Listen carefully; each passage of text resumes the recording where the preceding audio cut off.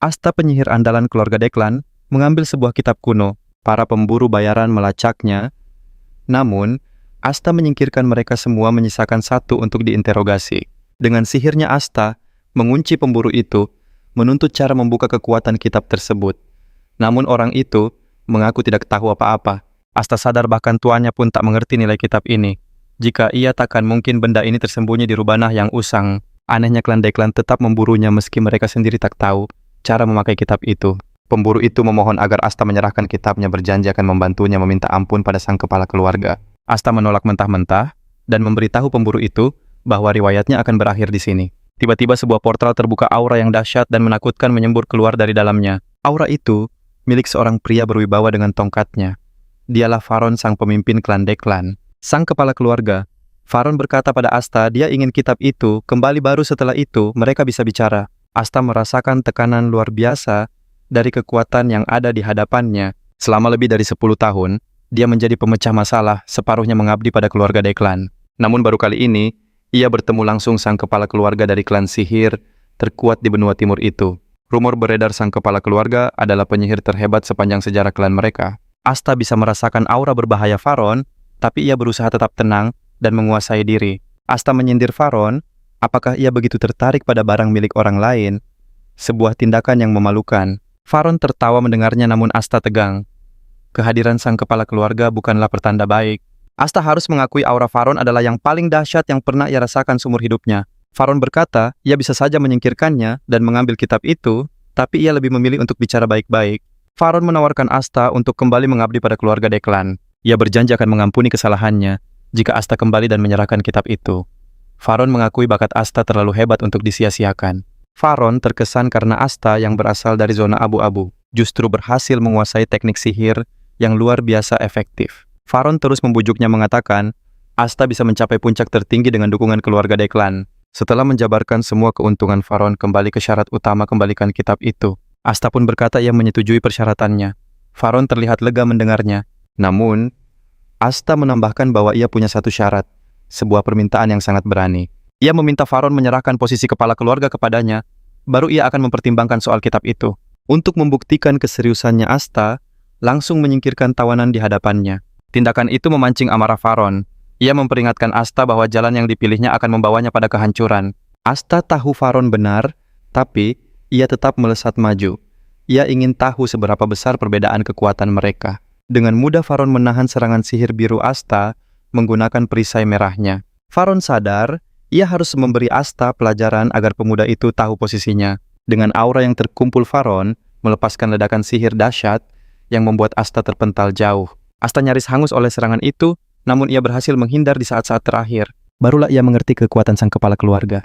Tak ada celah sedikit pun untuk menyerang balik. Melihat Asta lengah, Faron tanpa ragu melancarkan serangan berikutnya. Faron berkata, tak perlu lagi mengukur kekuatan. Perbedaan level mereka terlalu jauh. Asta tak bisa mengelak dari serangan sihir berikutnya. Ia kalah telak, namun Faron sengaja menahan kekuatannya. Faron menegaskan ia belum ingin mengakhirinya, ia hanya ingin bicara. Asta lalu bertanya apa yang terjadi jika ia setuju untuk kembali ke keluarga Deklan. Faron menjawab, ia takkan percaya begitu saja. Asta tersenyum, setidaknya Faron memahaminya. Karena mereka sudah saling mengerti, Asta mempersiapkan serangan sihir lainnya. Asta berteriak, ia muak menjadi pesuruh, dan anjing siapapun, seluruh kekuatannya dikerahkan, tubuhnya bersinar terang bagai petir. Ia melesat ke arah Faron dan melepaskan serangan pamungkasnya, menegaskan bahwa ia tak sudi kembali ke dalam sangkar. Bahkan sihir terkuat Asta tak mampu menembus pertahanan Faron yang kini bersiap menunjukkan kekuatan sejatinya. Tanpa disadari, sebuah serangan sihir dahsyat menghantam Asta, membuatnya terlempar ke dalam kenangan masa lalu. Saat membuka mata, Faron sudah berdiri menjulang di hadapannya, menatapnya rendah. Faron bertanya dengan angkuh, apakah Asta sekarang sudah mengerti apa itu kekuatan sejati?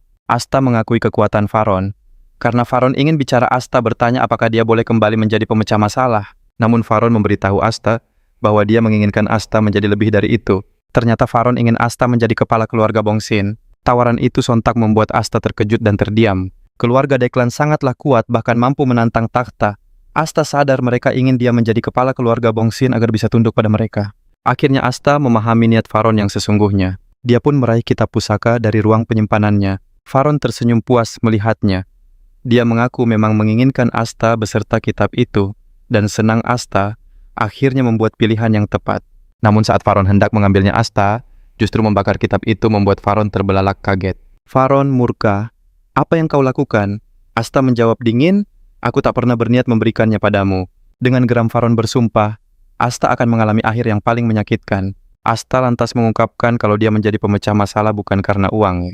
Rupanya Asta marah karena salah satu rekannya dilenyapkan oleh sihir terlarang Tuan Mudadin dan keluarga Deklan menutupi insiden itu. Faron terkejut menyadari bahwa semua ini didasari oleh pembalasan dendam. Asta mengoreksinya mengatakan dia hanya mencari keadilan untuk rekannya yang telah tiada. Asta juga memberitahu Faron bahwa serangan terakhirnya tadi adalah salam perpisahannya. Setelah mengucapkan kata-kata terakhirnya Faron, membakarnya menyuruh Asta menyesali pilihannya dalam api. Namun Asta justru berteriak di tengah kobaran api bahwa dia tidak menyesali apapun. Asta rela melepaskan segalanya asalkan tidak kembali mengabdi pada keluarga Deklan. Saat api melahap tubuhnya, Asta justru merasakan kebebasan. Dia bersumpah jika diberi kesempatan hidup lagi, dia akan menuntaskan pembalasannya. Tiba-tiba Asta merasakan keanehan, seolah waktu di sekelilingnya berhenti total. Asta begitu bingung, namun kitab di tangannya masih aktif. Lingkaran sihir menyelimuti tubuhnya sebelum kesadarannya menghilang. Saat Asta membuka mata, dia mendapati dirinya berada di daerah kumuh, tempatnya dulu menjadi pengemis. Dia melihat sekelilingnya, dan mulai sadar entah bagaimana dia telah kembali ke masa lalu. Dia kembali menjadi anak kecil di zona abu-abu. Asta berjalan ke danau untuk melihat pantulan dirinya memastikan semua ini nyata. Benar saja itu adalah versi dirinya yang lebih muda. Namun tanda api di dadanya masih ada. Meskipun dia telah kembali ke masa lalu. Dia tidak tahu caranya, tapi dia yakin kitab itulah penyebabnya. Kitab itu pasti sangat penting bagi kepala keluarga, sampai-sampai begitu mengejarnya. Sayangnya tidak banyak informasi yang diketahui tentang kitab itu. Jadi dia tidak begitu yakin. Namun yang pasti, dia telah diberi kesempatan kedua. Asta percaya inilah waktunya untuk berhasil mencapai tujuannya yang juga merupakan tujuan rekannya. Asta dan rekannya pernah berbincang tentang alasan mereka berada di kelas bawah. Rekannya berkata hidup mereka akan jauh lebih baik jika mereka mendapatkan pendidikan. Dengan begitu, mereka takkan menjadi alat bagi orang kaya. Karena itu, Asta berencana pensiun untuk membangun sebuah perpustakaan. Asta ingin membangun perpustakaan untuk siapa saja tanpa memandang uang, status atau jenis kelamin agar bisa membaca buku dengan bebas. Dia bahkan ingin membangun sebuah menara di atasnya. Menara itu memang tidak begitu penting, tapi dia ingin membangunnya sebagai simbol. Selain itu, dia berencana meletakkan teknik rahasia klan Deklan di halaman pertama bukunya. Memberikan akses rahasia itu bahkan kepada orang-orang termiskin dari zona abu-abu. Dia sudah bisa membayangkan betapa gemparnya nanti. Tapi satu-satunya masalah adalah bagaimana cara mendapatkan manual itu. Saat sedang asyik dengan rencana liciknya sebuah tendangan, tiba-tiba mendarat telak di pipinya. Tiba-tiba sebuah suara penuh amarah menyentaknya menanyakan kemana saja dia selama ini. Tanpa ampun tendangan dilancarkan ke Asta. Pria itu mengomel karena sudah susah payah menjaga tempat untuknya, tapi Asta malah menghilang. Asta berusaha keras mengingat siapa orang yang seenaknya menjadikannya samsak hidup ini. Tidak, Asta tak akan membiarkan siapapun menginjak-injak harga dirinya. Dengan sigap ia mencengkeram kaki pria itu. Ia menatap tajam, "Kau memukulku 7 kali. Akan kubalas 70 kali lipat." Sebuah pukulan dilayangkan ke dada pria itu, namun tubuhnya yang lemah tak sanggup menahan, dan pergelangan tangannya malah terkilir. Asta terperangah tak percaya. Saat ia masih bingung dengan apa yang terjadi, sebuah pukulan kembali mendarat di wajahnya. Pria itu tanpa henti terus menghajarnya tanpa ampun. Rasa sakit membuat air mata Asta mengalir. Namun di tengah gempuran itu, ia melihat sebuah celah dan langsung mendorong pria itu ke danau. Sebelum pria itu sempat bereaksi, Asta langsung mengambil langkah 1000. Pria itu bangkit dari air dan berteriak, "Kenapa kau kabur?" Asta balas menyahut, "Aku tidak kabur, ini namanya mundur taktis." Dengan tatapan penuh arti, Asta berjanji akan mengingat wajah pria itu. "Setiap pukulanmu akan kuingat. Aku ini pemecah masalah veteran, kata menyerah tak ada dalam kamusku. Balas dendam pasti akan terlaksana." Sambil bersembunyi di gang sempit, ia meringis menatap pergelangan tangannya yang bengkak. Rasanya konyol tubuh ini begitu rapuh. Hanya dengan satu pukulan saja sudah cedera. Untuk sementara Asta memutuskan menunda mimpinya. Prioritas utamanya sekarang adalah melatih fisiknya yang payah ini. Tiba-tiba seorang anak laki-laki bermata merah muncul di hadapannya. "Apa kau lapar?" tanyanya. Asta kaget dan bertanya apa mereka saling kenal. Anak itu hanya menjawab singkat bahwa ia tak mengenal Asta. Dari penampilannya Asta, bisa menebak anak itu pasti berasal dari keluarga bangsawan. Mungkin ia korban perebutan kekuasaan, pikir Asta. Ia menjuluki anak itu bom waktu kecil yang menawan. Anak itu lalu memperkenalkan diri sebagai Damian. Asta heran kenapa anak aneh ini terus menatap dan berbicara padanya. Saking herannya Asta pun bertanya, "Apa kau baik-baik saja?" Damian berkata, ia tak punya ibu. Asta langsung menyambung, aku tak punya ayah. Seolah mereka sedang berlomba menjadi yatim piatu terbaik. Asta menyarankan mereka berpisah jalan. Ia sama sekali tak mau berurusan dengan bom waktu berjalan seperti Damian. Namun beberapa saat kemudian, Damian masih berdiri di sana. Bulu kuduk Asta mulai berdiri. Dengan sedikit jengkel Asta bertanya, jadi kau tidak akan pergi? Jawaban Damian sungguh di luar dugaan, aku akan pergi denganmu. Rasanya Asta ingin sekali menampar anak ini. Mungkin itu bisa menyadarkannya. Tapi pada akhirnya Asta hanya menyuruh Damian untuk menjauh. Tiba-tiba Damian menyentuh luka di kepala Asta. Aku bisa menyembuhkan ini, bisiknya meyakinkan. Dengan senyum misterius, ia merapal lingkaran sihir yang memancarkan partikel cahaya penyembuh. Awalnya Asta mengira itu sihir biasa, tapi ia segera sadar telah keliru. Itu bukan sihir sentuhan melainkan cahaya penyembuh, sebuah teknik rahasia milik keluarga Blandor. Keluarga Blandor yang telah dihancurkan oleh keluarga Declan. Asta tak percaya ia baru saja terlibat dalam masalah yang sangat berbahaya. Asta bertanya-tanya apa yang dilakukan seorang anak dari keluarga Blandor di zona abu-abu ini. Ia sadar seharusnya di masa ini keluarga Blandor masih berjaya. Tanpa sadar Asta memanggil nama Damian. Anak itu menjawab dengan riang dan matanya yang satu lagi terlihat berwarna hijau. Benar kedua matanya memiliki warna yang berbeda. Melihat mata itu, Asta teringat sesuatu yang terlupakan. Anak bermata aneh inilah yang kelak akan menjadi monster dari Blandor. Seorang penjagal gila yang tak bisa dihentikan, bahkan tak bisa dijatuhkan, walau diserang berkali-kali. Setelah menyembuhkan Asta, Damian berjongkok dan menghitung semut seperti anak biasa. Ini membuat Asta semakin bingung. Sebelum kembali ke masa lalu, Saat ia masih menjadi pemecah masalah dan timnya mendapat perintah dari keluarga Declan untuk pergi ke kediaman Blandor. Kabarnya keluarga Blandor meminta bantuan karena ada monster di properti mereka. Asta dan timnya membayangkan monster itu adalah makhluk raksasa. Namun saat tiba di sana mereka justru menemukan pemandangan yang mengerikan. Di tengah semua itu ada Damian. Ia melumpuhkan orang-orang dengan begitu mudah seolah bukan apa-apa.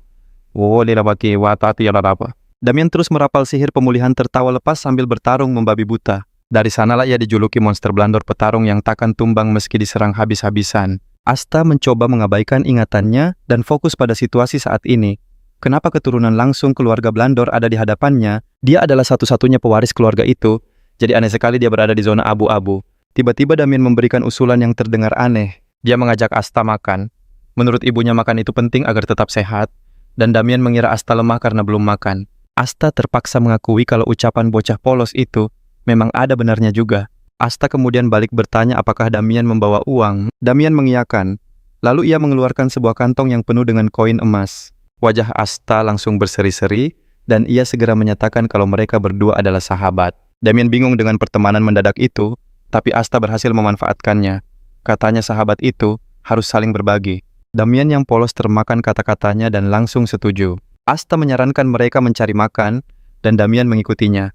Setelah kenyang mereka menuju tempat penampungan. Perut Asta terisi penuh dengan makanan lezat. Damian justru terkejut melihat ada rumah di atas tempat makan mereka. Selama ini ia tidur di luar dan tiba-tiba ia nyeletuk kalau dirinya juga tak punya ayah. Asta mengoreksinya mengatakan kalau Damian punya ayah, tapi anak itu tetap tidak setuju. Asta pun bertanya apa Damian punya ibu. Tapi Damian menjawab tidak. Baginya orang tuanya tidak ada karena mereka tidak bersamanya. Akhirnya, Asta mengerti situasinya dan mencoba memahaminya. Asta bertanya pada Damian, sudah berapa lama ia sendirian? Damian mengaku kalau setelah kabur dari rumah, ia sudah tidur 10 kali. Asta curiga Damian sedang dalam pelarian. Karena Damian bilang sudah tidur 10 kali, Asta berasumsi bocah itu kabur selama 10 hari. Tapi Damian menambahkan kalau ia juga suka tidur siang. Terkadang 2 kali sehari dan total tidurnya sudah 10 kali. Dari situ Asta menyimpulkan kalau Damian kabur dari rumahnya sekitar 3-4 hari. Tingkah Damian seperti anak kecil biasa, dan Asta tahu kalau di balik kegilaannya, ia sebenarnya sangat polos. Karena Damian hanya seorang diri, Asta memutuskan untuk menjadi walinya, sekaligus membangun koneksi dengan keluarga Blandor. Ia tahu ini akan sangat membantunya untuk menghadapi keluarga Declan di masa depan. Tapi Asta masih terbayang, pria yang menghajarnya 57 kali. Sebelum berbaring, Asta berpesan agar Damian tidak mengganggunya karena ada sesuatu yang harus ia lakukan. Damian langsung tahu kalau Asta akan melatih pernapasannya. Rupanya di kehidupan Asta, sebelumnya fondasi sihirnya tidak terlalu kuat. Karena itulah, ia nekat menyelinap ke rumah para bangsawan untuk mencuri gulungan mantra. Ia nyaris kehilangan nyawanya, tapi berhasil mendapatkan beberapa mantra seperti pengerasan tubuh milik para knight. Dia juga memperoleh beberapa mantra lain, tapi saat akan dihabisi, ia justru menemukan kekuatan sejatinya. Namun kali ini tujuannya adalah menjadi jauh lebih kuat. Mantra yang ingin ia kuasai adalah seni dasar Declan, teknik asal surgawi. Ini adalah seni fundamental yang memungkinkan penguasaan semua atribut mana. Dulu, ia menghafalnya untuk riset dan ia senang akhirnya bisa memakainya. Teknik itu disebut teknik pernapasan. Saat diaktifkan, gelombang energi dahsyat mengalir di tubuhnya terasa panas, seperti dibakar lahar. Meski rasa sakitnya luar biasa, tekad Asta untuk menahannya begitu kuat. Tiba-tiba ia melihat kotoran terbakar keluar dari pori-pori tubuhnya.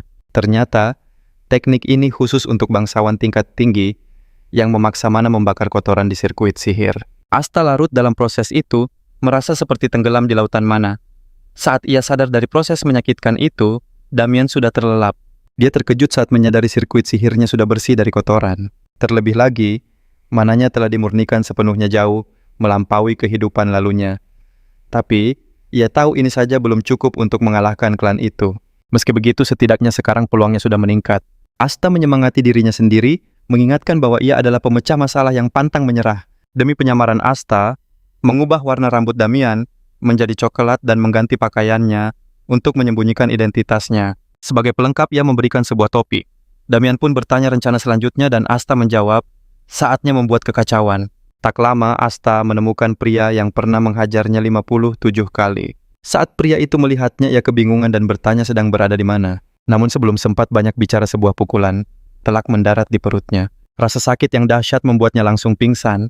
Asta tersenyum puas karena pukulannya mendarat di titik yang tepat. Tapi Asta belum selesai. Ia berencana menghajarnya 123 kali lagi. Keributan itu mengundang anggota rumah lainnya yang kaget melihat si bungsu menjadi biang keladinya. Dalam benaknya Asta sudah membayangkan hal-hal gila yang akan ia lakukan pada mereka. Asta pun melampiaskan amarahnya dan mulai menghajar mereka semua. Ia melapisi tinjunya dengan mana agar pukulannya jauh lebih menyakitkan. Damian hanya menonton dari belakang menikmati setiap detiknya. Damian justru memperburuk keadaan dengan menyembuhkan mereka agar bisa menerima lebih banyak siksaan dari Asta. Orang pertama yang ia sembuhkan adalah pria yang punya masalah dengan Asta. Pria itu mengira diselamatkan sampai Asta mencengkeramnya dan mengingatkan sisa pukulan yang akan ia terima. Setelah lelah dengan tangan kosong, Asta beralih menggunakan tongkat. Ia mencambuk pria itu begitu keras, hingga pantatnya terasa seperti terbakar. Tapi siksaannya masih belum berakhir. Dia menyuruh Damian menyembuhkannya lagi untuk mengulang prosesnya.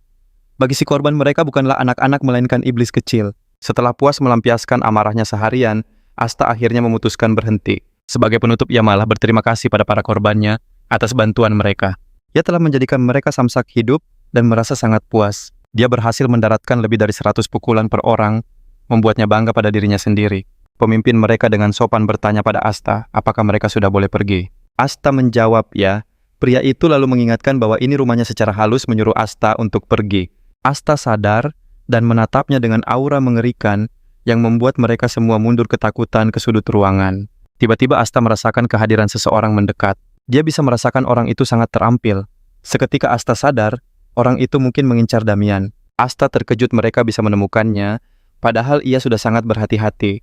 Asta sadar posisinya tidak menguntungkan, tapi dia tidak akan diam saja menunggu diserang. Sebagai troubleshooter di kehidupan, lalu dia terbiasa menghadapi situasi sulit seperti ini. Dia segera mengumpulkan semua mana yang ada dan memadatkannya berulang kali. Dengan itu, ia menciptakan peluru mana dan mengarahkannya pada penyusup yang datang. Tembakan itu melesat, tetapi orang itu tiba-tiba bersujud dan memanggil Damian dengan sebutan Tuan Muda. Orang itu menghampiri Damian, dan ternyata Damian mengenalnya. Dia adalah kepala pelayan keluarga bernama Alfredo. Dia memeluk Damian dengan erat, tapi Damian menyuruhnya untuk melepaskannya. Alfredo menolak dan berkata bahwa ia harus membawa Damian kembali ke keluarganya. Asta hanya terdiam menyaksikan adegan aneh di depannya. Akhirnya ia sadar Damian telah kabur dari rumah. Setelah perkenalan, Alfredo menawari Asta untuk ikut ke kediaman mereka karena Damian tampaknya menyukainya. Asta mengambil waktu sejenak untuk mempertimbangkan tawaran tersebut. Yang ia tahu keluarga itu sangat terpandang, tapi niat mereka yang sebenarnya masih menjadi misteri. Meskipun begitu, dia memang sudah berniat untuk menjalin hubungan dengan mereka. Terlebih lagi, wilayah keluarga itu searah dengan tujuannya dan Akademi Senyon juga berada di dekat sana. Karena perpustakaan akademi itu sangat bagus, Asta berencana mengunjunginya sebagai referensi untuk perpustakaannya sendiri. Setelah menimbang-nimbang, Asta pun menerima tawaran itu. Tak lama mereka pun tiba di kediaman keluarga. Asta melangkah keluar kereta menyadari ini adalah kunjungan resmi pertamanya ke kediaman bangsawan itu. Malam semakin larut, Alfredo menyarankan mereka semua untuk istirahat. Ia pun menugaskan pelayan Lee untuk mengurus anak-anak. Tatapan Leni yang sedingin es menusuk Damian. Seketika Damian sadar riwayatnya telah tamat. Malam itu Alfredo menghadap matron Gamo di kamarnya. Ia melaporkan bahwa Damian berada di zona abu-abu dan baru saja ia bawa pulang. Gamo wanita yang impulsif langsung melancarkan mantra serang. Amarahnya meledak sebelum tahu putranya baik-baik saja. Ia menghela napas lega, begitu pula dengan Alfredo. Alfredo tahu betul menyakiti Damian sama saja mencari celaka. Rupanya Gamo dijuluki penyihir merah yang amarahnya tak terbendung. Gamo pun memuji kerja keras Alfredo. Sebelum pamit, Alfredo memberitahu Gamo ada satu hal penting lagi. Alfredo menjelaskan teman baru Damian, Asta, menyadari kehadirannya. Bahkan sebelum ia menampakkan diri, Asta sudah menyiapkan serangan balasan. Alfredo mengungkap Asta menggenggam peluru mana saat mereka berhadapan. Gamo terkesan mendengarnya. Ia mengakui itu bakat luar biasa bagi orang dari zona abu-abu. Karena hal ini, Alfredo mengajukan satu permintaan pada sang matron. Keesokan paginya, Asta terbangun oleh permintaan Alfredo. Ia diminta untuk menjadi penggantinya. Asta terkejut mendengarnya, dan Alfredo merasa lega melihat reaksi itu. Ia yakin Asta akan langsung menerima kesempatan langka ini. Namun Alfredo terperangah saat Asta dengan tegas menolak tawarannya. Alfredo sampai mengira salah dengar. Bahkan Damian pun ikut kaget melihat penolakan Asta. Asta mengakui tawaran itu sangat hebat. Tapi ia berkata pada Alfredo, lebih suka keadaannya yang sekarang. Alfredo langsung sadar Asta lahir di zona abu-abu. Ia belajar sihir murni dari bakat alaminya. Pantas saja ia begitu percaya diri. Alfredo lantas mencoba meruntuhkan kepercayaan diri Asta. Ia berkata dunia ini luas dan Asta belum tahu bahaya di luar sana. Alfredo mengibaratkan Asta seperti goblin di sebuah ngarai besar. Namun Asta mengoreksinya, ia lebih merasa seperti wyvern. Alfredo terkejut dan memutuskan untuk menunjukkan maksud perkataannya. Alfredo lalu membawa Asta ke pusat pelatihan butler. Di sana para calon pelayan sedang berlatih. Dengan bangga Alfredo memperlihatkan pemandangan menakjubkan itu pada Asta. Ia memberitahu Asta kalau anak-anak itu sebaya dengannya. Mereka semua adalah talenta terpilih dari keluarga Blandor. Asta memperhatikan mereka dan mengakui pelatihannya sangat baik. Mereka bahkan tidak terlihat seperti anak-anak lagi. Meski begitu, ia sama sekali tidak terkesan dengan yang dilihatnya. Asta berkata pada Alfredo kalau ia bisa merasakan aura mereka. Alfredo senang mendengarnya, lalu kembali bertanya apa ia mau menerima tawaran itu dan bersinar seperti mereka. Tapi Asta lagi-lagi menolak. Ia memberitahu Alfredo kalau ia membenci cahaya. Saat itu salah seorang anak bernama Winster mengangkat tangannya. Winster berkata pada Alfredo kalau ia punya usul. Ia yakin Asta tidak berbakat, karena itu ia menolak tawaran Alfredo. Menurutnya Asta tak mengerti sehebat apa mereka. Karena itu, ia ingin menunjukkannya secara langsung. Intinya, ia menantang Asta berduel. Alfredo bisa merasakan keangkuhan dalam diri Winster. Namun Alfredo mengizinkannya. Ia bertanya pada Asta apa ia siap untuk duel itu. Asta paham alasan anak itu menantangnya. Semua peserta pelatihan di sana sudah menganggapnya sebagai saingan. Ia tahu mereka melihatnya sebagai orang beruntung. Orang asing yang tiba-tiba mendapat tawaran menjadi penerus kepala pelayan. Asta menerima duel itu, tapi ia bertanya pada Alfredo, apakah ia boleh memilih lawannya sendiri? Alfredo mempersilakannya. Asta pun langsung menunjuk ke arah Winster, tapi ia tidak berhenti di sana. Ia menunjuk 4 peserta pelatihan lainnya. Semua orang terperanjat saat Asta menyatakan ingin bertarung 5 lawan 1. Winster tidak percaya dengan apa yang dilihatnya. Asta berkata ia boleh mundur jika takut. Alfredo tertawa, ia tahu Asta punya harga diri seorang penerus. Alfredo lalu bertanya apa Asta siap bertanggung jawab atas ucapannya. Dan Asta menjawab ya. Alfredo berkata akan memberinya hadiah jika ia bisa bertahan 1 menit. Tetapi jika gagal, ia tidak punya pilihan selain menjadi penggantinya. Asta bisa merasakan keinginan besar dalam suara Alfredo, tapi ia sama sekali tidak gentar dengan tantangan itu. Setelah kesepakatan tercapai, Alfredo memberi isyarat agar mereka segera maju. Instruktur ragu, Tuan Alfredo, apa ini tidak berbahaya? Alfredo tersenyum tipis, tentu saja berbahaya, tapi Asta harus diberi pelajaran. Sang instruktur cemas, ia tak ingin membahayakan tamu istimewa Damian. Ia pun bergegas menghampiri Damian dan memberitahunya bahwa Asta dalam masalah. Instruktur berharap Damian menghentikan duel, namun ia terkejut. Damian justru terlihat sangat antusias. Damian bahkan ingin ikut serta, tapi Lee melarangnya karena Gama bisa marah. Alfredo pun mendesak, mulai saja pertarungannya. Akhirnya instruktur sadar, ia tak punya pilihan lain setelah berusaha mencegah duel itu. Lance yang merasakan ketegangan suasana memilih untuk meninggalkan ruangan. Sebelum pergi, ia berpesan agar Damian tidak ikut campur. Damian tersenyum dan meyakinkannya. Instruktur melangkah ke tengah menjelaskan aturannya. Pertarungan ini adalah pertarungan bebas. Ia menegaskan duel baru akan berakhir jika salah satu pihak menyatakan menyerah. Namun ia juga menambahkan bahwa dirinya berhak menghentikan duel kapan saja. Winster menatap Asta dengan pandangan meremehkan, siap membongkar kedoknya sebagai penipu. Pertarungan dimulai. Asta tak membuang waktu dan langsung mendaratkan pukulan mana ke perut Winster. Winster terdorong mundur kesakitan. Sebelum ia sempat bereaksi, Asta sudah menumbangkan semua peserta lainnya. Mereka semua terkapar di lantai menahan rasa sakit yang luar biasa. Hanya Winster seorang yang masih sanggup berdiri di hadapannya. Asta menatapnya dingin. "Aku akan memberimu pengalaman terbaik," ujarnya sambil membentuk peluru mana di tangannya. "Pelajaran pertama untukmu," kata Asta, "jangan pernah meremehkan orang yang lebih kecil." Winster gemetar ketakutan saat melihat peluru mana terbentuk dengan begitu mudahnya di tangan Asta. Winster tahu persis apa arti dari kemampuan membentuk peluru mana itu. Asta melanjutkan, "Pelajaran kedua, jangan mudah menilai orang dari penampilan luarnya." Sambil berkata begitu, Asta menembakkan peluru mana ke arah Winster dan teman-temannya. Jeritan kesakitan pun menggema di ruangan itu. "Dan untuk pelajaran ketiga," bisik Asta, "dunia ini sangat luas dan keras." Asta bergerak mendekat dan menghabisi perlawanan Winster dengan satu pukulan telak. Asta tersenyum kepada mereka. "Aku sendiri yang akan mengajarkan kalian semua pelajaran tadi." "Kau gila," teriak Winster sambil menahan sakit yang hebat. "Kau tidak memakai sihir sama sekali," protesnya. Tapi Asta menyanggah, "Ini adalah sihir." Asta melanjutkan pelajarannya dengan tendangan ringan ke kepala Winster. "Ini namanya sihir fisik." Semua orang di ruangan itu terkesima melihat Asta mengalahkan para peserta dengan mudahnya. Ia mempermainkan mereka seolah boneka pribadinya.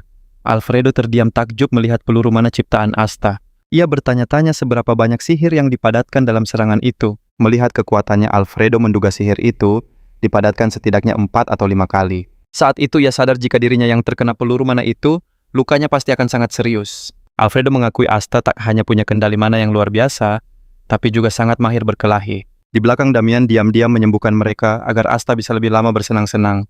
Tiba-tiba Lee masuk bersama Gamo. Gamo langsung memanggil Alfredo. Sang instruktur menghela napas lega merasa akhirnya pertarungan ini akan berakhir. "Apa yang terjadi di sini?" tanya Gamo. Alfredo menjawab bahwa ia hanya sedang melakukan sebuah tes. Gamo tak percaya dengan apa yang didengarnya. Ia tak menyangka Alfredo menyebut ini sebuah tes. Asta benar-benar menghajar para peserta sementara Damian memberikan dukungan dari belakang. Gamo kemudian memerintahkan Alfredo untuk mengumpulkan para peserta dan membubarkan mereka. Ia lalu menyuruh Damian dan Asta kembali ke kamar. Kemudian ia mendekati instruktur dan berkata, "Kau dipecat," yang membuat pria itu terkejut.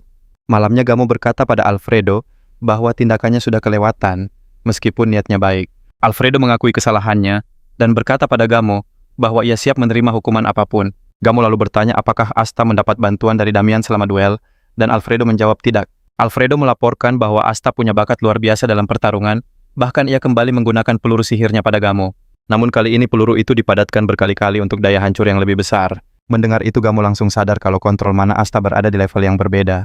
Gamo memang tidak melihatnya langsung, tapi ia tiba tepat saat Asta menghajar 5 trainee sekaligus. Sebuah pemandangan yang menakjubkan. Gamo tahu betul mengendalikan peluru sihir semacam itu sangat sulit bahkan bagi penyihir elit. Gamo lantas bertanya soal proposal penerus. Namun Alfredo memberitahu bahwa Asta menolaknya mentah-mentah. Merasa perlu menilai ulang pemuda itu, Gamo pun memerintahkan Alfredo untuk membawa Asta ke hadapannya. Tak lama Asta bertemu Gamo. Di ruangan itu, juga ada Damian yang asyik mengunyah kue seperti anak manja. Sebelum Gamo membuka suara sebuah kotak, diletakkan di atas meja tepat di depan Asta. Asta tertegun, dan Gamo mengingatkannya akan janji hadiah yang diucapkan oleh Alfredo. Yang lebih mengejutkan Asta, hadiah itu disiapkan langsung oleh Gamo sendiri. Saat disuruh membukanya, mata Asta terbelalak. Di dalamnya ada sebuah item kelas atas. Asta syok karena di keluarga Belandor item ini hanya untuk 5 rekrutan divisi sihir teratas. Tentu saja ia curiga ada udang di balik batu. Seolah-olah Gamo mampu membaca pikirannya. Ia berkata, Asta bisa mengambil hadiah itu tanpa perlu khawatir sama sekali. Gamo menjelaskan ini sebagai ucapan terima kasih karena Asta menolong putranya sekaligus permintaan maaf atas insiden sebelumnya. Tak ingin terjebak, Asta langsung bertanya apakah ia wajib bergabung dengan Belandor jika menerima item itu. Jawabannya tidak. Ia bertanya lagi apakah item itu mengandung racun. Lagi-lagi jawabannya sama. Asta tak percaya hadiah ini ternyata datang tanpa syarat apapun. Asta akhirnya mengucapkan terima kasih atas pemberian wanita itu. Tepat setelah itu, Gamo menyebutkan sebuah proposal. Saat itulah Asta sadar dugaannya benar. Gamo berencana memasukkan Asta ke akademi agar bisa belajar bersama dengan Damian. Asta tampak bingung. Gamo menjelaskan Damian seharusnya masuk akademi tahun lalu, tapi menolak. Itulah mengapa pendaftarannya ditunda. Tapi Gamo tidak menyangka putranya malah akan kabur. Gamo bisa melihat kalau Damian menyukai Asta, itulah alasan ia mengajukan permintaan ini.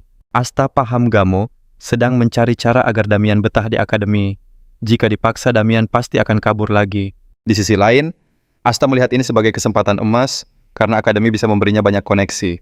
Ini ide yang bagus, tapi entah kenapa, Asta merasa seperti sedang diikat oleh sesuatu. Karena itu, ia memutuskan untuk memberitahu Gamo bahwa ia akan memikirkannya terlebih dahulu. Gamo tidak keberatan dan berkata akan menunggu jawaban dari Asta. Gamo lalu bertanya kenapa Asta menolak jadi penerus Alfredo. Merasa Alfredo menguping Asta memutuskan untuk bermain-main. Ia hanya menjawab singkat kalau kedua lututnya sangat berharga. Artinya, ia tak sudi berlutut pada siapapun. Ucapan itu telak mengenai kepala pelayan yang bersembunyi di balik pintu. Kembali ke kamarnya Asta, langsung memakan item itu dan terkesan pada perubahan di tubuhnya. Baru terserap 10%, tapi mananya sudah melonjak drastis. Fisiknya pun berubah membara laksana api. Hebatnya lagi item itu tak meninggalkan kotoran sedikit pun di tubuhnya. Soal tawaran akademi Asta sudah selesai memikirkannya, dan ia telah memiliki jawaban. Ia sadar akademi adalah jalan pintas tercepat untuk mendapatkan seorang sponsor. Banyak keuntungan bergabung, tapi Asta tetap merasa ini seperti berjalan masuk ke dalam jebakan. Untuk menjernihkan pikiran, Asa memutuskan berlari, namun begitu keluar kamar seseorang memanggil namanya. Asta menoleh dan mengamati pria itu, rambutnya pirang platinum yang berkilauan. Mengingat Damian adalah keturunan langsung Asta menduga pria ini adalah salah satu kerabatnya. Asta pun memilih berbohong mengatakan bahwa dia bukanlah Asta yang dicarinya. Pria itu tampak bingung karena ciri-ciri orang di hadapannya sangat cocok dengan deskripsi yang ia dapatkan. Asta memperkuat alasannya mengatakan, warna rambut bisa berubah karena cahaya, jadi banyak hal bisa terlihat berbeda. Mengira salah sasaran pria itu berbalik pergi sambil meminta maaf. Tepat saat itu, Alfredo muncul dan memanggil nama Asta di saat yang gawat. Dia datang untuk kembali membahas urusan kepala pelayan, namun panggilan Alfredo justru membongkar identitas Asta pada pria asing itu. Pria itu langsung berbalik yakin dugaannya benar, karena wajah Asta yang sinis. Tak bisa lagi mengelak, Asta pun mengaku. Sikap pria itu langsung berubah dingin. Namun melihat kehadiran Alfredo, dia memutuskan untuk mundur sementara. Dia menantang Asta ke aula sihir nanti untuk memberinya sedikit pelajaran. Setelah pria itu pergi, Alfredo bertanya cemas, tapi Asta menjawabnya santai. Jauh di dalam hati Asta sedang butuh pelampiasan, dan pria itu adalah target sempurna. Asta berencana datang ke aula sihir untuk menghajarnya nanti.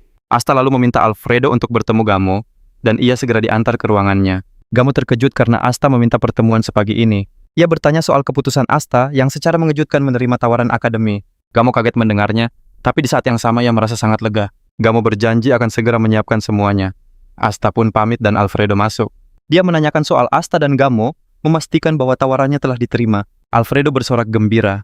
Rupanya mereka berencana menanggung biaya semester awal Asta. Namun di semester berikutnya, Asta harus berjuang sendiri membayar biayanya. Alfredo yakin Asta akan terdesak saat keinginannya untuk belajar semakin besar. Saat itulah Alfredo akan tampil sebagai penolong. Gamo menegurnya karena terlalu berisik. Alfredo meminta maaf dan bergegas ke dapur karena waktu sarapan hampir tiba. Gamo mengerti kebahagiaan Alfredo. Ini kesempatannya menjadikan Asta penerusnya. Tapi di sisi lain Gamo merasa rencana itu terlalu ceroboh.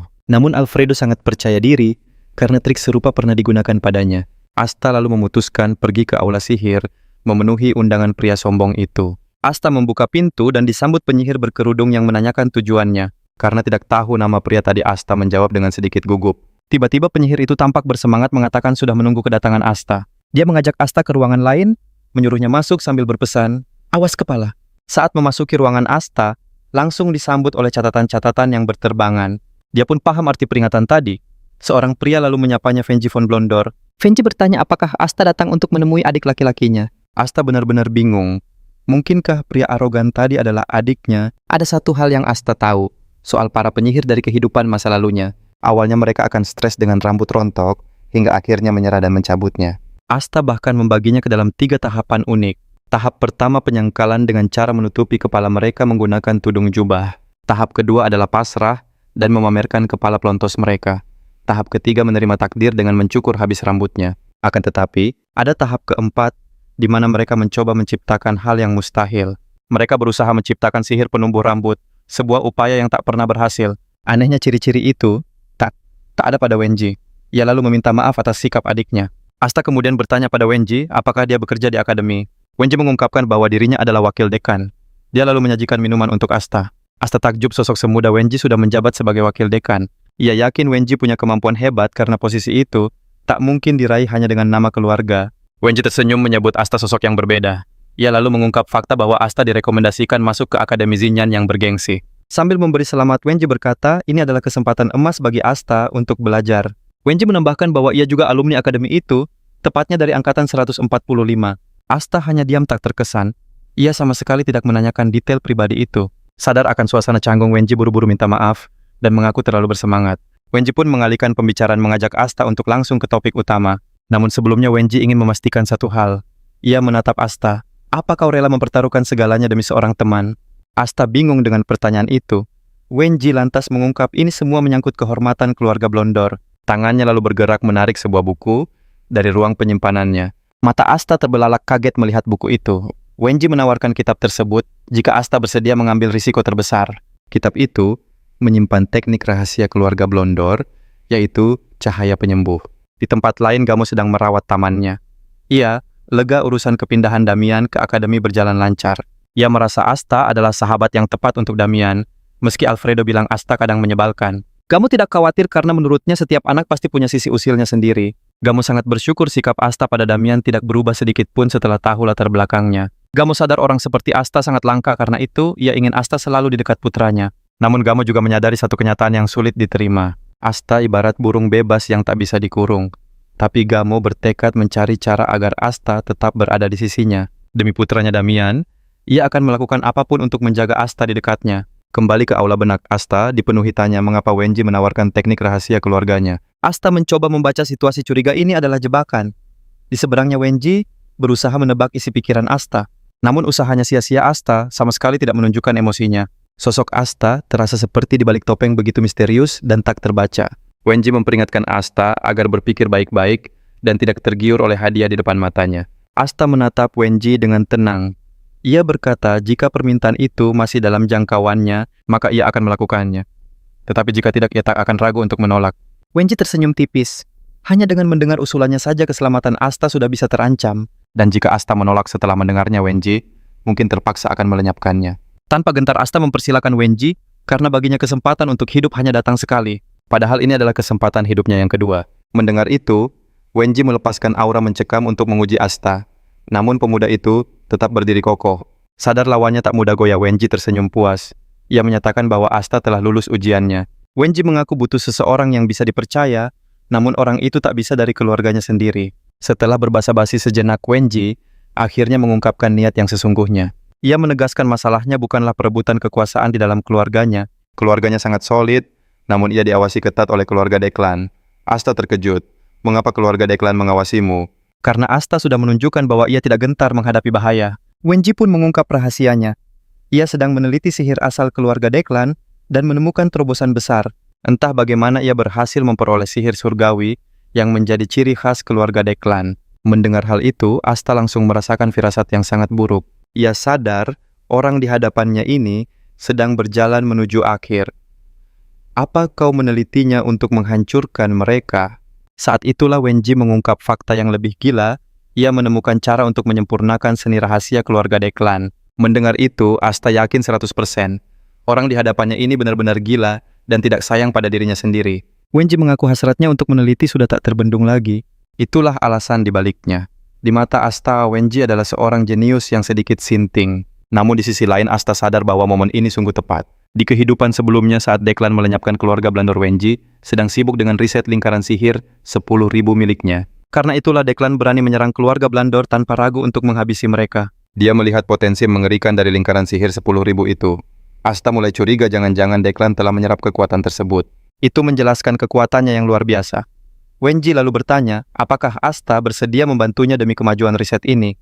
Asta pun bertanya pada Wenji kenapa ia memilih dirinya untuk misi ini. Wenji mengungkap bahwa ia tak bisa melapor ke keluarganya karena merasakan adanya pengkhianat di antara mereka. Akan tetapi dia masih belum bisa menemukan siapa orangnya.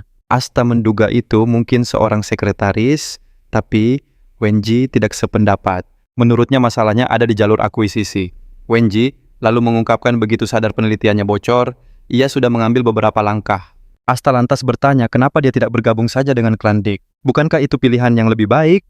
Dan mereka pasti akan menyambutnya dengan tangan terbuka. Wenji memberitahu Asta bahwa ia punya alasan pribadi untuk tidak mendatangi mereka. Karena Asta tidak punya ikatan dengan keluarga Blondor, Wenji menganggapnya orang yang tepat untuk membantunya. Wenji lalu menjelaskan ini adalah proyek riset gabungan, namun kini menemui jalan buntu. Wenji menjanjikan imbalan yang setimpal untuk Asta. Wenji ingin Asta menyampaikan tesisnya kepada Profesor Parun dari Akademi Senion. Sebagai hadiahnya, ia akan memberikan mantra cahaya penyembuh. Asta merasakan sebuah peluang dan memutuskan untuk menerimanya. Dia berkata pada Wenji bahwa ia memiliki penawaran yang lebih baik untuk mereka berdua. Asta ingin mantra cahaya penyembuh sebagai kompensasi ditambah lingkaran sihir 1000 setelah Wenji menyelesaikannya. Bagi Asta ini adalah tawaran ambil semua atau tidak sama sekali. Mendengar ini, Wenji mengakui bahwa Asta benar-benar licik dan tak tahu malu. Tapi karena misi ini begitu penting, Wenji tak punya pilihan. Selain setuju, ia meyakinkan Asta akan memberikan mantranya begitu penelitian itu tuntas. Akan tetapi Wenji memberitahu Asta bahwa ia juga memiliki satu syarat. Ia ingin Asta membantunya sebelum semuanya rampung. Dan Asta meyakinkannya bahwa ia tidak keberatan melakukan hal itu. Saat mengambil tesis dari Wenji, Asta sempat bercanda seolah tak bisa membaca, tapi ia segera meralatnya dan berkata hanya main-main. Asta lantas bertanya pada Wenji, apakah Profesor Prun adalah orang yang bisa ia percayai? Wenji mengungkapkan bahwa ia dan Prun adalah teman seangkatan di akademi dan juga rival abadi. Mereka selalu bersaing untuk menjadi yang terbaik dalam segala hal.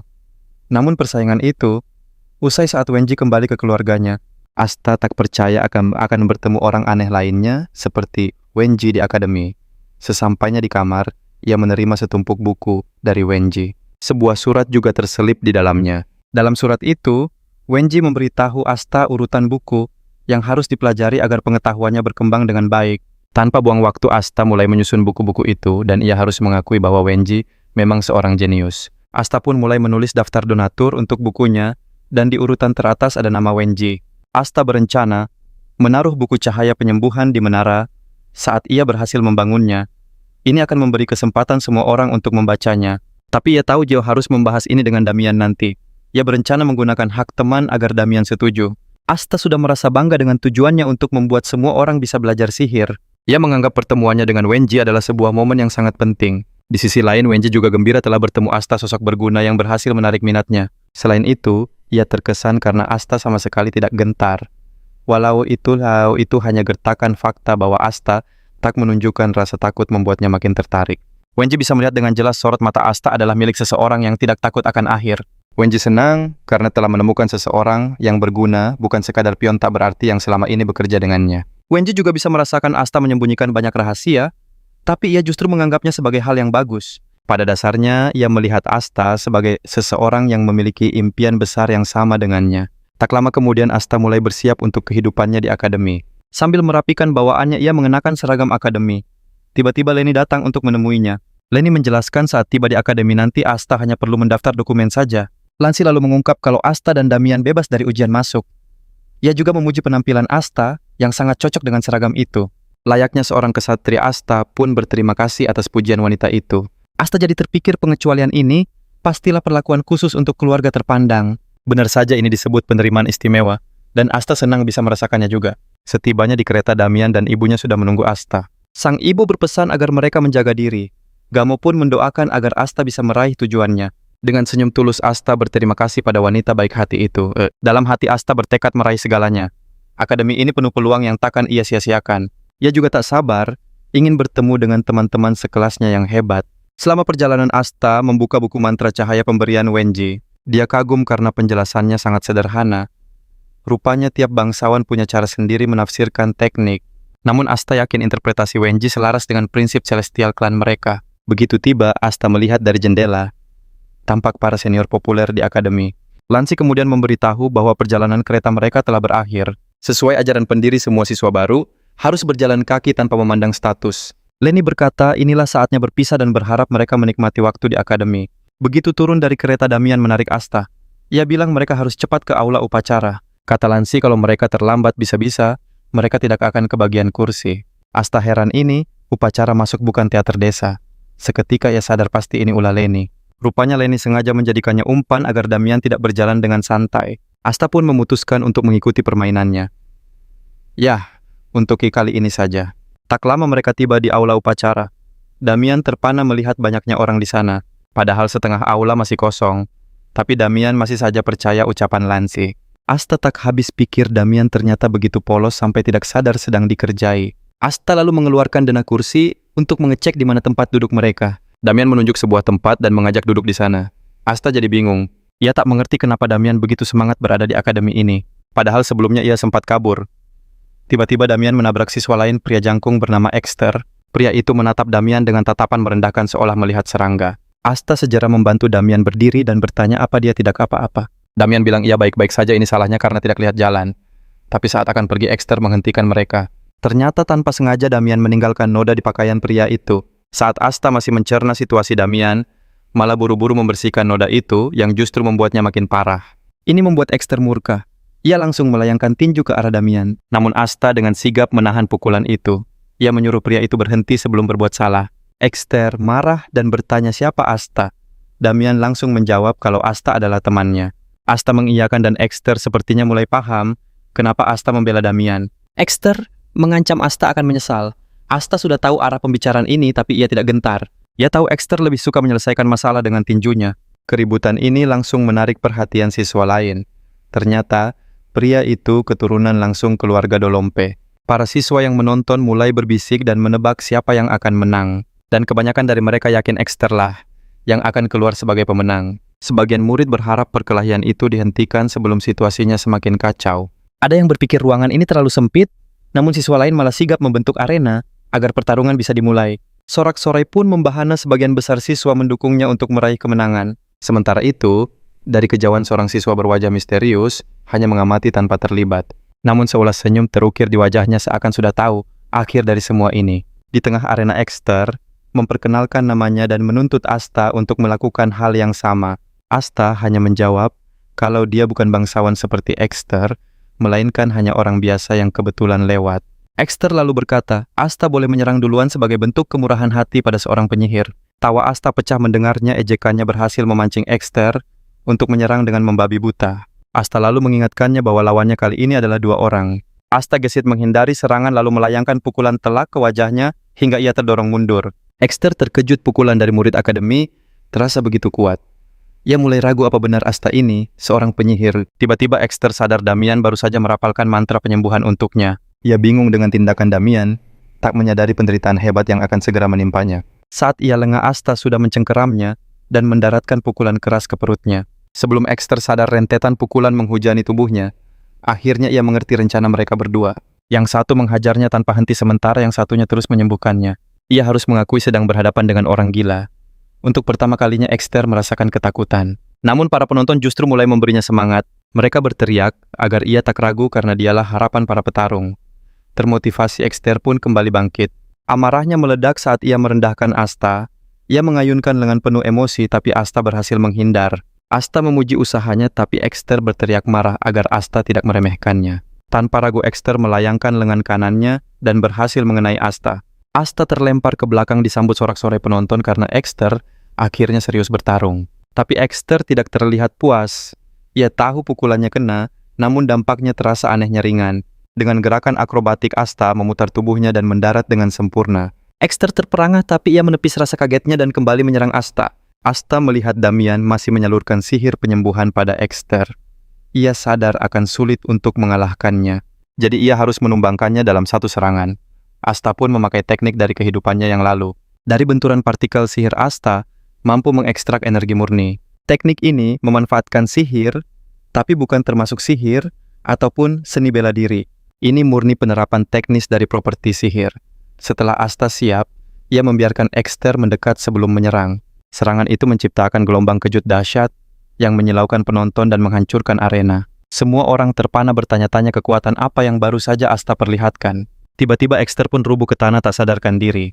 Semua orang terkejut tak percaya Ekster yang perkasa tumbang hanya dengan satu pukulan. Asta mengangkat tangannya bak pemenang sejati sementara para siswa lain mulai bersorak untuknya. Mereka mulai meragukan identitas Asta. Apakah ia benar-benar seorang penyihir? Damian ikut senang atas kemenangan mereka dan Asta menepuk kepalanya. Dari jauh pria misterius itu tersenyum menatap Asta.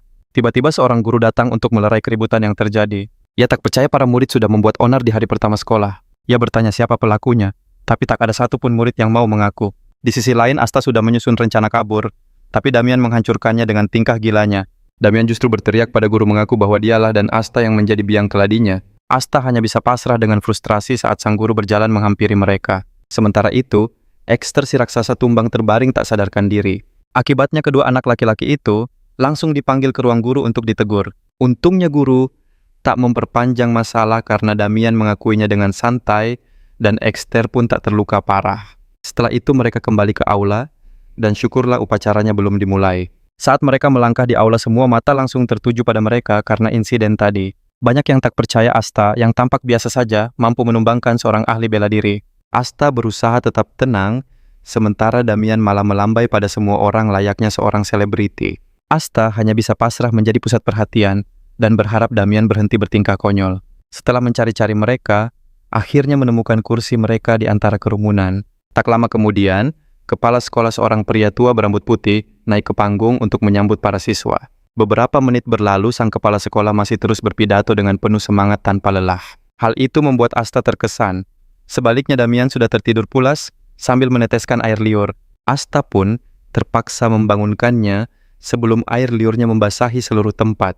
Tepat saat kepala sekolah memulai pidatonya, seseorang menghampirinya karena ada urusan mendesak. Awalnya ia berniat mengabaikannya. Namun setelah mendengar masalahnya, ia terpaksa mengakhiri pidatonya dan menyerahkan panggung pada orang lain.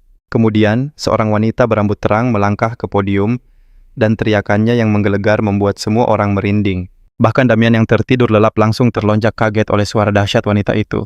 Wanita itu memperkenalkan diri sebagai Jaira, dan dialah yang akan melanjutkan acara yang tertunda. Jaira mengusulkan untuk memulai dengan sumpah siswa baru, memanggil perwakilan divisi sihir, Dahlia Dedeney. Para siswa terkejut mendengar nama itu, tak menyangka keluarga Dedeney ikut ujian masuk biasa. Ada yang berbisik kalau kemampuannya mungkin tidak begitu hebat. Itulah sebabnya dia harus melalui ujian seperti yang lainnya. Namun yang lain membantah mana mungkin keluarganya mengizinkannya ikut ujian jika kemampuannya kurang. Asta sendiri tahu betul siapa Dahlia. Keluarga Dedeney adalah klan terkuat kedua setelah keluarga Deklan. Dahlia disiapkan menjadi penyihir perwakilan dari Dedeney yang selalu berada di posisi kedua. Asta mengakui Dahlia memang hebat, bahkan ia pernah dibantu olehnya. Sayangnya hubungan mereka tidak begitu baik. Karena itulah, banyak orang yang menjuluki mereka sebagai rival abadi. Mendengar namanya disebut, Asta tersenyum merasa senang. Dahlia berada di angkatan yang sama. Setelah Dahlia naik, Jaira memanggil perwakilan divisi bela diri Paul.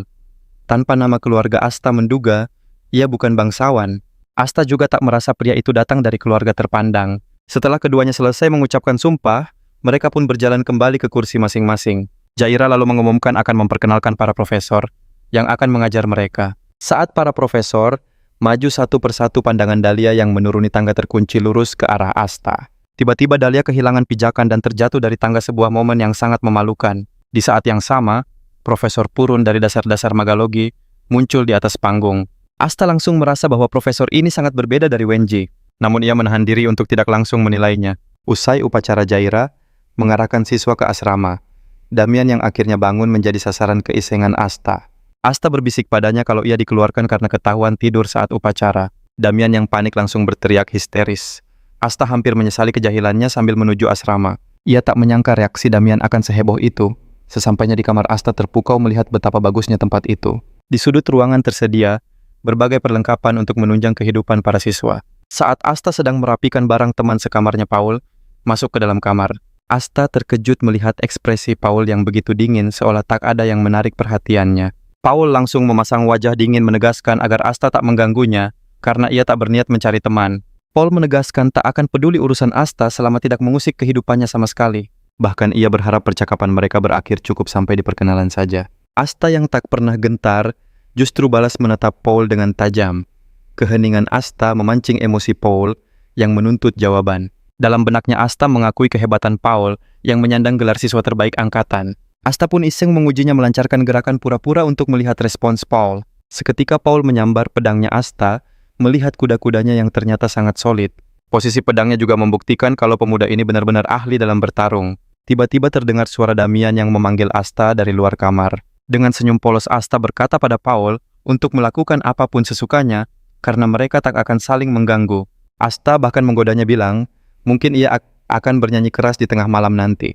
Setelah berhasil membuat Paul kesal, Asta keluar dan bertemu Damian yang antusias menanyakan teman sekamarnya. Jawaban Asta yang mengaku tak tahu tentu saja membuat Damian terkejut. Damian tak mau memaksa, lalu mengajak Asta berkeliling akademi untuk melihat-lihat. Ia ingin menjelajahi semuanya di hari pertama, karena akademi ini ternyata sangat luas. Para siswa memang dianjurkan mengenal denah akademi agar mereka tak tersesat nantinya. Meski terdengar melelahkan, Asta justru bersemangat karena ia punya agenda tersembunyi. Asta ingin mencari tahu jumlah pemecah masalah di akademi. Keduanya pun mulai menjelajah. Tak lama mereka menemukan danau indah, dan seperti biasa Damian menunjukkan ekspresi takjubnya. Asta jadi paham kenapa Lanci kesal pada Damian. karena sifatnya yang kekanak-kanakan dan sering mengeluh. Bosan mendengar keluhannya Asta, menyuruh Damian meminta keluarganya membuat danau sendiri di rumah mereka. Asta menjelaskan caranya mudah, tinggal gali lubang besar, lalu diisi dengan air. Ide itu langsung disambut Damian yang semangat ingin membuat danau lebih besar di rumahnya. Ia bahkan sudah memikirkan nama untuk danaunya Danau Perjuangan dan Air Mata. Perjalanan mereka berlanjut hingga menemukan sebuah patung megah. Melihat patung itu, keren Asta kembali menyarankan Damian untuk dibuatkan satu juga oleh keluarganya. Asta terus memanasinya dengan ide-ide gila seperti patung naga dengan sisik yang berkilauan indah. Di tempat lain, Lansi tiba-tiba merasakan firasat aneh seolah sesuatu akan terjadi. Setelah puas berkeliling, Asta mengajak kembali ke asrama dan Damian pun setuju. Selama perjalanan itu, Asta diam-diam telah menghitung ada 7 pemecah masalah. Ia lalu menggenapkannya menjadi 10 termasuk beberapa yang belum ia lihat langsung. Dari perhitungannya, ia sadarlah Parun ada di aula sihir kedua. Asta langsung menyimpulkan mereka mengincar Parun. Declan pasti sudah tahu jika G ternyata memiliki sekutu. Maka kecurigaan pasti akan langsung mengarah pada Parun yang ada di area itu. Asta heran kenapa mereka tak bergerak, namun sadar mereka hanya menunggu waktu. Ia pun memutuskan untuk mencari tahu sendiri. Asta pun menempatkan diri di posisi sempurna untuk menguping pembicaraan 2 agen itu. Salah satu dari mereka berkata bahwa markas memberi perintah darurat untuk berkumpul di lokasi target. Rekannya bertanya apakah target mereka yang utama atau sampingan. Ternyata mereka mengincar target sampingan. Rencananya mereka akan menyergap target sampingan itu tepat pada tengah malam. Agen kedua langsung sadar, karena Wenji sudah bergerak berarti target mereka adalah Parun. Namun ia khawatir dengan para profesor di akademi yang bukan tandingan mereka. Agen pertama menjelaskan kalau Declan tidak akan turun tangan langsung.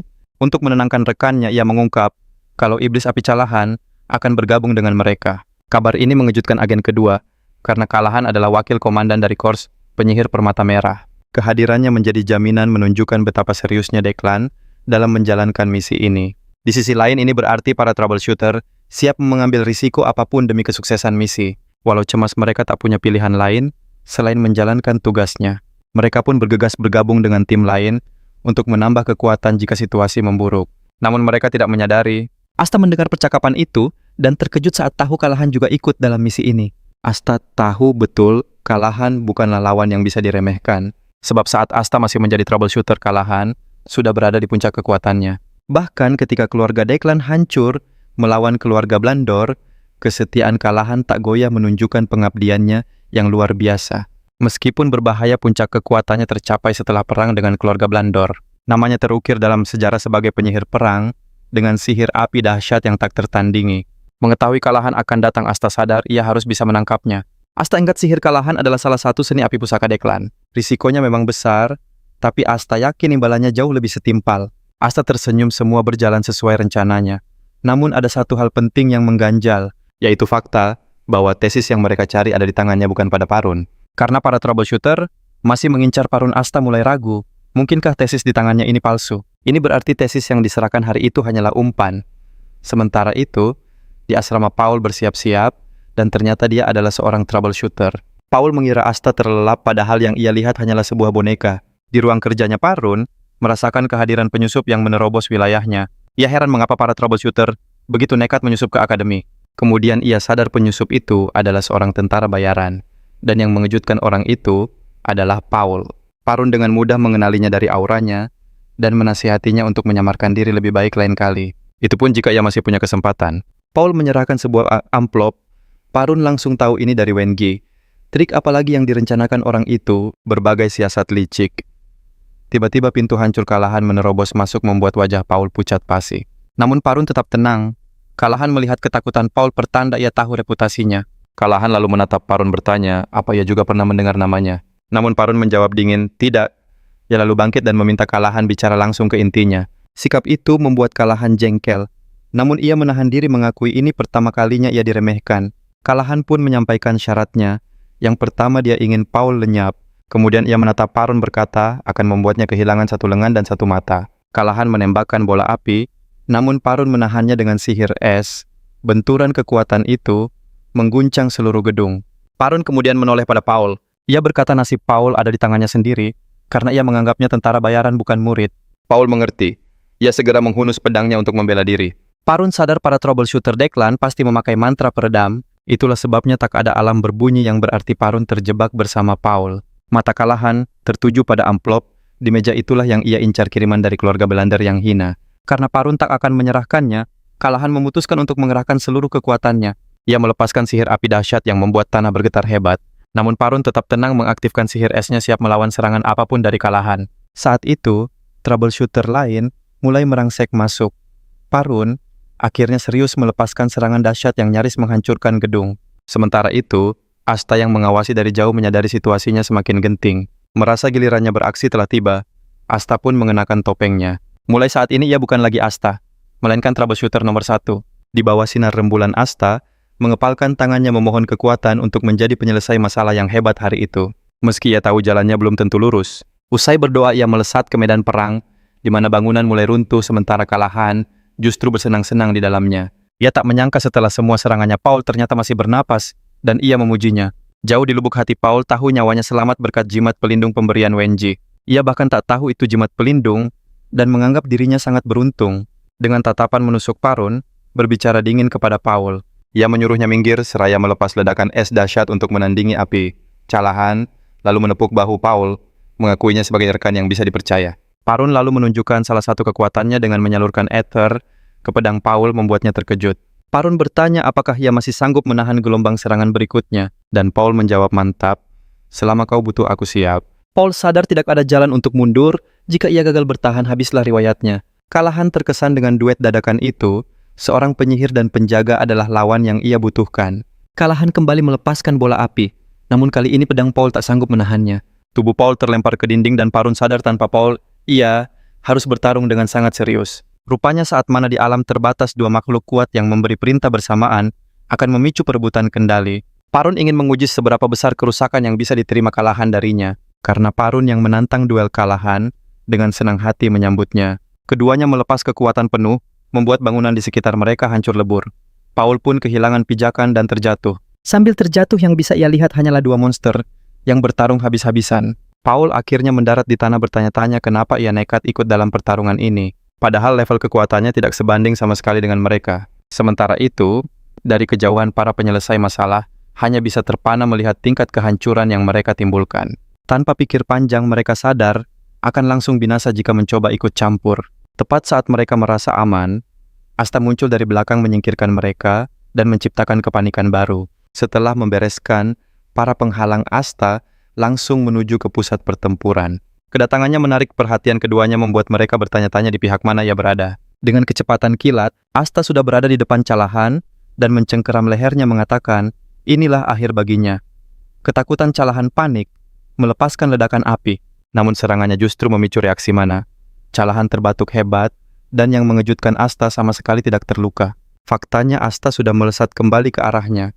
Pada saat yang sama, para penyelesai masalah mulai bergerak. Kalahan sadar, ia harus menekan reaksi mana jika ingin punya kesempatan untuk selamat. Kalahan mengeluarkan sebuah ramuan dan menenggaknya sambil bertanya-tanya dari mana datangnya orang sekuat Asta. Para penyelesai masalah mencoba menjatuhkan Asta, tapi serangan mereka dengan mudah diblokir dan dibalikan. Kalahan yang melihat ini tercengang. Ia takjub karena gerakan Asta begitu presisi dan sangat efisien. Meski terkesan amarah Kalahan sudah diubun-ubun, dan ia bersumpah akan menyingkirkan Asta. Dengan marah, ia menciptakan puluhan lingkaran sihir untuk melepaskan ledakan api yang jauh lebih dahsyat. Daya ledaknya begitu besar hingga membakar anak buahnya sendiri membuat Asta benar-benar terkejut. Di tengah kepulan asap tebal, Kalahan bertanya-tanya apakah serangannya berhasil mengenai Asta. Ia tahu beberapa sekutunya menjadi korban, tapi ia sama sekali tidak peduli. Fokusnya hanya untuk menyelesaikan misi, tidak peduli siapapun yang harus dikorbankan dalam prosesnya. Setelah waspada selama beberapa detik dan tak melihat apa-apa, ia berasumsi Asta telah lenyap. Ia mulai tersenyum merasa tindakannya tadi sedikit berlebihan. Ia sadar akan unggul dari Parun jika berhasil bekerja sama dengan penyelesai masalah lainnya. Tiba-tiba tubuhnya menegang saat mendengar suara Asta dari kejauhan. Asta bertanya apa hanya segitu kemampuan serangan terakhirmu. Asta sudah bisa membaca sifat Kalahan. Pria itu tak akan ragu mengorbankan anak buahnya demi melenyapkan Asta. Berdiri menjulang di atasnya. Asta mengarahkan lingkaran sihirnya menyatakan kalau ini adalah akhir bagi Kalahan akibat perbuatannya. Serentak Asta melepaskan peluru mana tanpa bisa menghindar. Kalahan hanya bisa menatap serangan itu melesat ke arahnya. Peluru mana itu telak menghantam Kalahan melumpuhkannya dalam sekejap. Setelah berhasil melumpuhkan Kalahan, Asta mengakui lawannya cukup tangguh. Penyihir biasa pasti sudah tumbang sejak serangan pertama. Dia tahu serangan kalahan sangat berbahaya, tapi jurus terakhirnya justru menjadi keuntungan bagi Asta. Asta sadar jika kalahan bekerja sama dengan anak buahnya untuk pertarungan jangka panjang dia mungkin akan kalah. Meskipun serangannya makin hebat, cadangan mana Asta justru menipis. Kondisi yang kurang menguntungkan. Asta mendekati kalahan yang tak berdaya untuk memeriksanya. Beruntung ia menemukan grimoire milik kalahan. Benda inilah yang ia cari. Sepertinya kebanyakan penyihir tempur memang tidak mudah percaya pada orang lain. Itulah alasan mereka selalu membawa grimoire-nya sendiri. Walau kantong spasial punya mantra pengenal pemilik Asta tak cemas. Ia yakin bisa menemukan cara untuk membukanya nanti. Tiba-tiba Parun muncul. Asta menyapanya, "Kau telat datang ke pesta." Parun balas berkata kalau ia baru saja membereskan sisa pengacau. Parun menatap Asta dengan waspada bertanya apa dia juga salah satu pengejarnya. Asta memintanya berpikir. Ia baru saja melumpuhkan anak buah Deklan yang seharusnya sudah menjelaskan di pihak mana Asta berada. Seketika Parun sadar, Wenji pasti yang mengirim Asta. Akhirnya ia pun menurunkan kewaspadaannya. Tapi Parun masih bingung kenapa Paul mendekatinya. Apa mungkin Wenji membagi penelitiannya jadi 2 bagian, sehingga butuh 2 utusan? Asta lalu menduga orang yang bersama Paul kemungkinan besar palsu. Asta yakin Wenji sengaja memancing anak buah Deklan keluar seperti nelayan yang sedang menjaring ikan. Menurut Asta, Wenji mungkin ingin memperketat keamanan sekaligus memastikan pengaruh Deklan di wilayah itu semakin berkurang. Jauh di dalam benaknya, Asta merasa ada yang janggal. Walau ada mantra peredam pertarungan mereka begitu hebat, seharusnya ksatria kekaisaran sudah muncul. Ini hanya berarti satu hal, para ksatria juga sudah berada di bawah pengaruh Deklan. Parun lalu bertanya apa Asta adalah sang kurir. Tanpa kata Asta mengeluarkan tesis itu dan menyerahkannya. Setelah menerimanya, Parun bertanya apa Asta tahu isinya. Asta hanya menjawab kalau dia bukan orang bodoh. Tentu saja dia tahu. Parun berdiri waspada dan Asta meyakinkan kalau ia tak masalah jika harus bertarung. Tapi Parun harus berpikir 2 kali, karena keputusannya akan menentukan nasibnya selanjutnya. Parun setuju dengan Asta. Ia lalu bertanya apa ada yang Asta inginkan sebagai imbalan. Asta tampak bingung. Parun menjelaskan kalau Wenji hanya percaya pada orang yang mirip dengannya. Dan Asta mirip dengan Wenji. Karena itu, Parun merasa harus mendapatkan kepercayaan Asta dengan memberikan sesuatu sebagai imbalan. Asta berpikir sejenak, lalu memberitahu keinginannya. Ia hanya ingin sebuah buku. Permintaan itu membuat Parun bingung. Asta lalu menjelaskan rencananya untuk membangun sebuah menara besar. Asta melanjutkan di menara itu, ia akan meletakkan buku-buku yang bisa dibaca oleh siapa saja. Kemudian ia meminta Parun untuk menulis sebuah buku tentang ilmu sihir dari sudut pandangnya. Parun terkejut mendengarnya, tapi ia meyakinkan Asta kalau ia akan segera mengerjakannya. Setelah percakapan singkat itu, Asta berkata sudah waktunya pergi. Tapi Parun bertanya bagaimana cara mereka akan berkomunikasi. Asta lalu mengeluarkan sebuah kristal komunikasi dan menyerahkannya pada Parun. Ia menjelaskan kalau kedua bagian kristal itu terhubung. Jika satu hancur, yang lain juga akan ikut hancur. Asta memberitahu Parun untuk memecahkan satu keping untuk memanggilnya dan pecahkan lebih banyak jika dalam masalah. Setelah menjelaskan cara kerja kristal itu, Asta pun menghilang tanpa jejak. Tak lama berselang, para ksatria kekaisaran akhirnya muncul untuk mengamankan lokasi kejadian. Mereka juga mengevakuasi murid akademi untuk berjaga-jaga. Dalam proses itu, Asta berhasil menyelinap di antara kerumunan murid. Damian mencegatnya menuntut tahu dari mana saja Asta. Dengan santai Asta menjawab kalau ia baru saja menyelesaikan suatu urusan. Di dalam hatinya Asta yakin insiden kemarin akan membuat keluarganya sedikit menjaga jarak untuk sementara waktu. Damian terus mendesaknya bicara, tapi pikiran Asta melayang pada sigil miliknya yang bereaksi aneh selama pertarungan. Ia merasakan sebuah kekuatan bergetar hebat saat menahan serangan kalahan dengan perisainya, padahal biasanya sigil itu sama sekali tidak merespons. Namun Asta bersyukur berkat sigil itulah ia bisa menahan serangan balasan kalahan. Asta berusaha keras mengingat kembali, dan akhirnya sebuah kata muncul di benaknya, yaitu fenomena penolakan. Itu adalah sebuah teknik khusus yang dipakai penyihir agar tak celaka oleh kekuatan sihir mereka sendiri. Saking bingung dan kalutnya Asta, sampai tidak sadar telah menggumamkan pikirannya dengan suara keras. Gumamannya itu sontak menarik perhatian Damian yang langsung bertanya apa maksud perkataannya barusan. Damian mendesak menuntut Asta memberitahukan rahasia apa yang sebenarnya ia sembunyikan darinya. Tak peduli dengan Damian, Asta terus berpikir apa pemicu reaksi sigil itu dan mengapa hanya di saat tertentu saja. Yang jelas Asta harus mencari tahu lebih dalam lagi. Mungkin perpustakaan akademi menyimpan semua jawabannya. Saat Asta sedang berjalan sendirian, tiba-tiba seseorang dari belakang memanggil namanya. Ia memperkenalkan diri sebagai Chenbi. Asta awalnya tak begitu peduli sampai anak itu memujinya sebagai petarung yang cukup hebat. Seketika Asta bimbang, haruskah ia menyingkirkan Chenbi yang mungkin tahu identitasnya atau membiarkannya saja. Namun sebelum Asta memutuskan ucapan Chenbi berikutnya tanpa sadar, telah menyelamatkan dirinya sendiri. Katanya pertarungan Asta melawan divisi tempur saat upacara penerimaan benar-benar membuatnya terkesan. Barulah Asta sadar ternyata ia justru mendapat pengakuan dari para siswa yang lain. Padahal Asta sudah mengira kalau dirinya telah meninggalkan kesan yang sangat buruk. Asta mencoba merendah mengatakan, lawannya saat itu hanya kekurangan ether, hasilnya bisa berbeda jika mereka bertemu lagi. Chenbi menggaruk kepalanya dengan canggung, tapi tetap mengikuti Asta dan berkata ingin berteman dengannya. Sambil tersenyum, Chenbi mengaku belum akrab dengan siapapun. Jadi rasanya aneh jika harus bergabung dengan kelompok lain.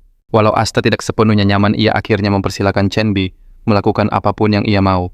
Chenbi tampak sangat gembira, ia sempat mengira Asta akan mengusirnya jauh-jauh. Tanpa buang waktu, Chenbi langsung memulai berbagai macam obrolan seru dengan Asta.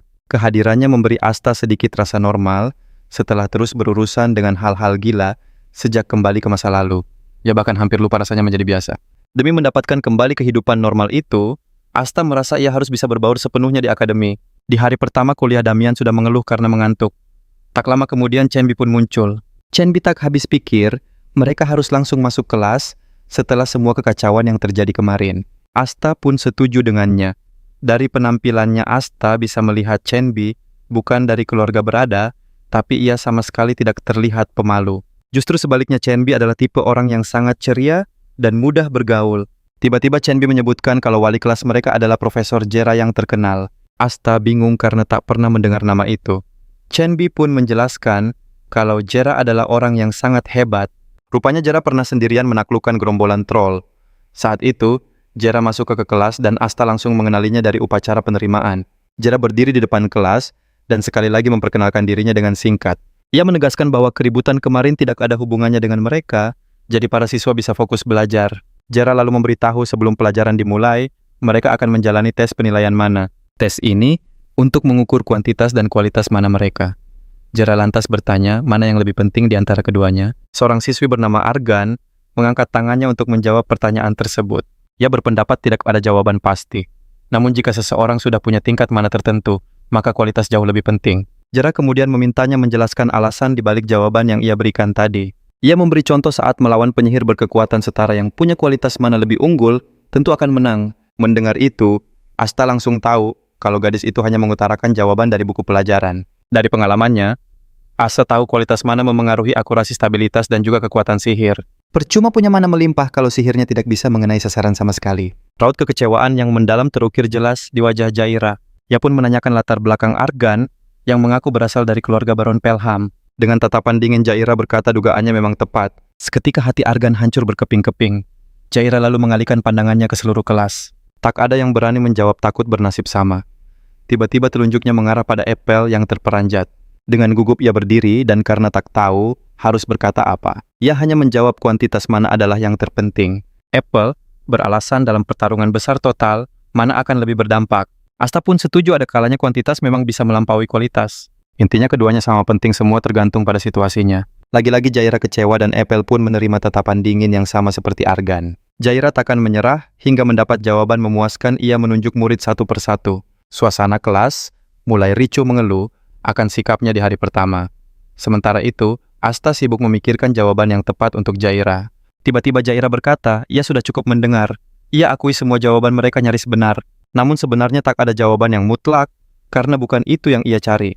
Jaira lalu bertanya pada mereka, apakah jawaban yang mereka berikan benar-benar tulus dari hati, atau mereka hanya mencoba untuk menyenangkannya. Ia mengingatkan seorang penyihir sejati pantang kehilangan keyakinannya sendiri. Mereka tak boleh goyah oleh godaan, dan harus punya tekad kuat untuk memegang prinsip hingga akhir. Lalu ia kembali bertanya pada mereka dengan jawaban seperti tadi. Pantaskah mereka menyebut diri mereka seorang penyihir sejati? Jaira menekankan hal terpenting, yaitu menjadi penyihir yang memegang teguh keyakinan mereka. Dengan pesan itu, Jaira meminta mereka untuk selalu mengingatnya dalam hati. Asta akhirnya sadar, wanita itu punya cara mengajar yang unik. Saat tes pengukuran mana dimulai, nama pertama yang dipanggil adalah Argan. Jaira membuat kejutan dengan menunjuknya sebagai perwakilan kelas. Jaira mengakui jawaban Argan tadi sangat berkesan. Sebagai perwakilan tugasnya adalah mencatat hasil pengukuran. Asta terkejut, namun ia paham cara Jaira mengajar murid-muridnya. Tetap setia pada prinsip. Asta sungguh terkesan. Para murid terpana melihat alat pengukuran yang sangat langka itu. Jaira tahu mereka belum pernah melihatnya lalu tersenyum licik. Saatnya mengetahui level kalian. Tujuan tes ini adalah untuk melihat adakah monster tersembunyi di antara mereka. Jaira menjelaskan kalau cara pakainya sangatlah mudah. Sebagai contoh untuk seluruh kelas, ia meminta Argan meletakkan tangan di bola kristal dan mengalirkan mananya. Argan pun maju dan menyentuh bola itu. Seketika alat itu bersinar sangat terang, cahaya itu membuat semua takjub. Jaira lalu menunjuk ke salah satu indikator utama. Kualitas mana diukur dari 1 sampai 10 dan level Argan adalah 4. Sangat mengesankan, jelas Jaira. Padahal rata-rata murid baru tahun lalu hanya 3. Pipi Argan memerah, ia berterima kasih atas pujian itu. Selanjutnya Jaira meminta Argan mengukur kuantitas mana dengan menuangkan seluruh kekuatannya. Angka kuantitas mananya berhenti di 17. Lagi-lagi Jaira terkesan karena angkatan lalu hanya mencapai 15. Jaira memujinya sebagai gadis pekerja keras, melihat skor luar biasa yang ia dapatkan. Seketika Argan menjadi standar baru. Murid lain pun berharap mendapat hasil yang baik. Sementara itu, Asta bisa melihat potensi besar Argan. Tiba-tiba Jaira berpamitan karena ada urusan lain. Namun ia meminta asisten profesor untuk melanjutkan tes pengukuran. Para murid pun mulai maju satu persatu untuk menguji potensi mereka. Melalui pengukuran ini, semua orang jadi sadar akan kelemahan mereka dan apa yang perlu ditingkatkan. Tiba-tiba, Chenbi menghampiri Asta, mengajaknya untuk giliran mengukur level mana mereka. Asta pun setuju, namun Damin malah masih asyik terlelap di alam mimpinya. Tak disangka seorang murid bernama Furion maju dan hasil pengukurannya sontak membuat semua orang terpukau. Furion berhasil meraih level 6 untuk kualitas dengan kuantitas mana sebesar 20. Asta terkejut, ternyata Furion berasal dari keluarga yang sama dengan Dahlia. Namun, warna rambut yang berbeda menandakan dia dari keluarga cabang. Sang asisten pun paham mengapa skor itu begitu hebat karena Furion datang dari keluarga yang terpandang. Namun ia mengingatkan kalau perjalanan Furion masih panjang dan butuh banyak latihan. Beberapa saat kemudian, Damien akhirnya terbangun. Ia tampak kebingungan dengan keramaian yang terjadi. Awalnya Asta menyuruhnya tidur lagi, tapi ia lalu menjelaskan bahwa mereka sedang melakukan pengukuran mana. Damien terlihat tidak acuh. Ia heran untuk apa mereka melakukan tes semacam itu. Asta sendiri mengaku tak tahu, tapi karena tak ada ruginya lebih baik dicoba saja. Mendengar itu semangat Damian tiba-tiba menyala. Ia berteriak akan ikut serta mengukur mananya. Asta tak menyangka Damian begitu gegabah, sementara yang lain mulai berbisik tentang penampilannya yang sangat muda. Popularitas Asta juga sedang naik daun usai, mengalahkan Exter hanya Chenbi yang tak begitu dikenal di antara mereka. Asta sedikit kesal karena dicap sebagai pembuat onar, padahal Damianlah yang paling bersemangat soal ini. Damian pun naik ke atas panggung, dan sang guru langsung memintanya mencoba alat pengukur itu. Setelah paham, Damian menyentuh bola kristal itu. Begitu hasilnya muncul, seisi kelas pun terdiam kaget. Tak seorang pun bisa percaya dengan apa yang baru saja mereka saksikan di depan mata. Bahkan Furion sampai ternganga melihat papan skor. Damian benar-benar berada di level yang berbeda seperti monster. Kualitas mananya mencapai level 9, sementara kuantitasnya berada di angka 67. Di tengah kehebohan itu, hanya Asta satu-satunya yang terlihat tenang dan tidak terkejut sama sekali. Asta paham semua orang terpana oleh kehebatan Damian. Ia tahu Damian jenius, tapi tak menyangka skornya akan melampaui batas. Seperti biasa, Damian tampak begitu polos. Ia bahkan bertanya apakah skor yang didapatnya itu tergolong tinggi. Asta akhirnya mengerti, dari sinilah reputasi Damian sebagai seorang monster dimulai. Tapi Asta yakin, Damian bisa menjadi pribadi hebat yang mengubah dunia jika dibimbing ke jalan yang benar. Dan kali ini Asta ada di sisinya untuk memastikan ia akan memilih jalan yang tepat. Ini karena hanya keluarga Belandor yang kekuatannya mampu menyaingi klan tersebut. Asta bertekad untuk membuat Damian melampaui segala batas yang dianggap mustahil sekalipun. Sang guru menasihati Damian agar tidak besar kepala dengan skor itu dan terus berlatih dengan giat. Damian mengangguk paham. Ia lalu bergegas menghampiri Asta dan menanyakan kapan giliran temannya itu. Asta menjawab belum. Damian terus mendesaknya, dan Asta sadar semua mata kini akan membandingkan mereka berdua. Karena tak punya pilihan lain, Asta pun maju. Ia berencana menahan diri agar tak menarik perhatian. Asta menyentuh bola kristal itu setelah mengatur aliran mananya serendah yang ia bisa. Namun ia langsung sadar pengaturan alatnya terlalu rendah, yang berarti mana kecilnya saja sudah memicu hasil gila. Sistem sempat menunjukkan angka 10 untuk Asta, tapi mesinnya tiba-tiba mati dan menampilkan pepesan error batas terlampaui. Damian bersorak gembira, tapi Asta segera bilang pada guru kalau mesinnya rusak dan perlu tes ulang. Hanya Damian yang mengerti kalau sahabatnya itu sebenarnya sedang menahan kekuatannya. Setelah mesin diatur ulang, Asta menekan mananya jauh lebih rendah lagi, menghasilkan kualitas 3 dan kuantitas 15. Sesuai rencana Asta, para murid yang lain langsung percaya begitu saja dengan hasil tersebut. Asta merasa lega rencananya berhasil. Namun Damin justru terlihat kesal, bahkan sampai mengumpat pelan. Sementara itu, Di Departemen Sihir pertama Jaira, sedang mengawasi pembangunan kembali aula penyihir kedua. Tak lama berselang asisten guru Yervi datang sambil membawa laporan hasil pengukuran mana para siswa. Jaira memeriksanya sebuah skor menarik perhatiannya. Ia berkata bahwa Damian akan butuh bimbingan khusus. Kemudian matanya terpaku pada skor milik Asta. Ia melihat ada tes ulang akibat sebuah pesan error.